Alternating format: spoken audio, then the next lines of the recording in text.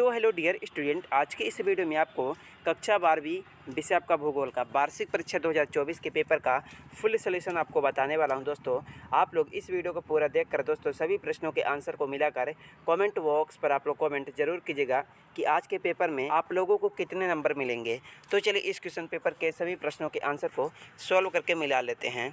तो आज आपका विषय भूगोल का पेपर था 2 मार्च के दिन। तो इसमें आपका सबसे पहला क्या पूछा गया था, इसमें आपका पूछा गया था सही विकल्प चुनकर लिखिए, जो कि आपसे 6 नंबर का पूछा गया। तो इसमें हमारा पहला प्रश्न आपका था कि प्रशासनिक नगर है। इसमें आपको 4 ऑप्शन दिया गया था।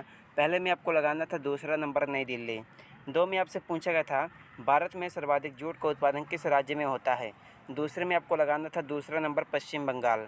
उसके बाद हमारा 3 में पूछा गया था निम्न में से कौन सा एक लोगों और पर्यावरण के बीच अन्योन्य क्रिया का सर्वाधिक महत्वपूर्ण कारक है। तीसरे में आपको लगाना था पहला नंबर प्रौद्योगिकी। उसके बाद हमारा 4 में पूछा गया था निम्नलिखित में से कौन से कृषि के प्रकार का विकास यूरोपीय औपनिवेशिक सूची में है।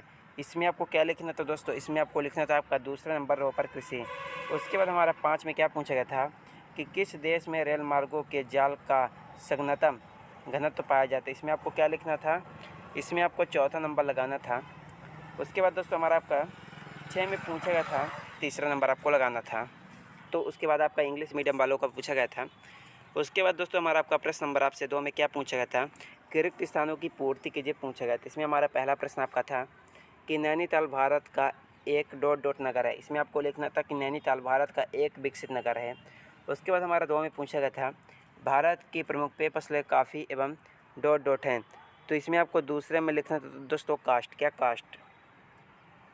उसके बाद हमारा 3 में पूछा गया था दोस्तों कि भरमौर जनजाति क्षेत्र में ... जनजाति समुदाय का आवास है। उसके बाद हमारा 4, 5, 6। तो आप लोग इन सभी प्रश्नों को मिला लीजिएगा दोस्तों, और कमेंट बॉक्स पर कमेंट आप लोग जरूर कीजिएगा कि आज के पेपर में आप लोगों ने कितने नंबर के सही सीख करके आए हैं। उसके बाद हमारा प्रश्न नंबर 3 में आपसे सत्य असत्य पूछा गया था, जो कि आपसे 6 नंबर का पूछा गया था। तो इसमें हमारा पहला प्रश्न पूछा गया था भारत में परमाणु ऊर्जा आयोग की स्थापना 1948 में की गई थी। पहले में आपको लगाना था सत्य, क्या सत्य। 2 में पूछा गया था भारत के पास द्वीपों सहित लगभग 7,517 किलोमीटर लंबा व्यापक समुद्री तट है। दूसरे का आपका सत्य, तीसरे का सत्य, चौथे का सत्य, 5वें का सत्य और 6ठे का आपका सत्य। तो आप लोग इन सभी प्रश्नों को मिला लीजिएगा। और उसके बाद हमारा 4 में आपसे सही जोड़ी पूछी गई थी। तो पहले में आपको लगाना था आपका 1869।